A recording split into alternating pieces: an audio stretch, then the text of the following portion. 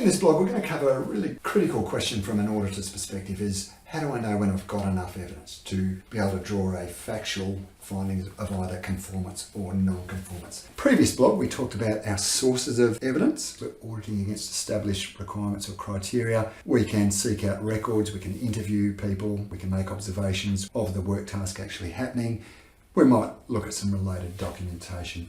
In the previous example, a crew performing some roadworks on a street near you. The question is really, well, how many records do I need to request? How many people do I need to interview? How many observations do I need to make before I can draw a factual finding? Again, this is something that requires a bit of professional judgment. There's no hard and fast statistical technique to give you an answer to say, well, if there's 100 people on site, it's going to be the square root of 100. Therefore, I need to look at 10 records or something like that. It requires some professional judgment. After we make that judgment, ask for a certain number of records, interviews, observations, etc. Yes, there can quite often be cases where we're going to have to adjust and ask for additional records and interviews. So let's deal with, here's our roadworks crew. Let's go back to an example we had in the previous blog.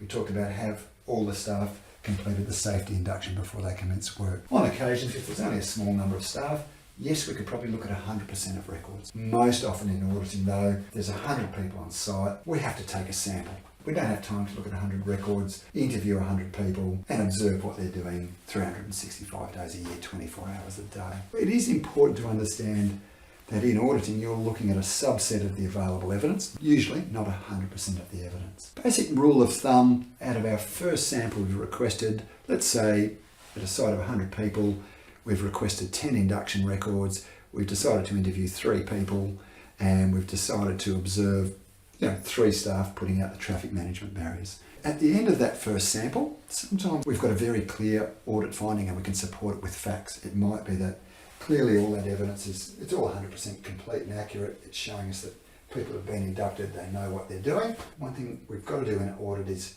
manage time. So if you're very clear that you've got a finding of conformance and you can support that with facts, make that finding, move on to the next audit requirement.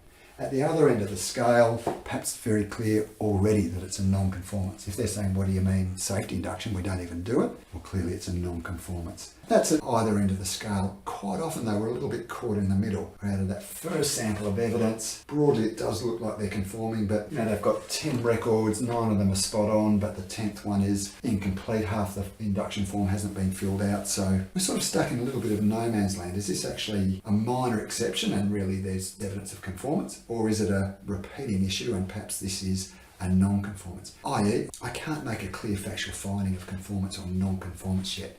In those kind of situations, simple rule of thumb is we must ask for more evidence, whether that's records, interviews or observations, until we can make a factual finding. So if we ask for 5 more induction records, they're all spot on, well perhaps that's indicating conformance.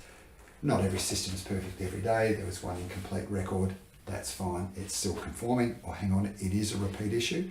Perhaps it is a non-conformance. Out of your first sample, if you can't make a clear finding of conformance or non-conformance, you must ask for more evidence. In our next blog, we're going to look at a situation that can occur occasionally. What do we do if our auditor is not comfortable or threatened with the audit process? If you like this video, then hit the like button below. Why not even share it with your friends? Be sure to subscribe to my YouTube channel. Appreciate you listening and keep an eye out for our next video.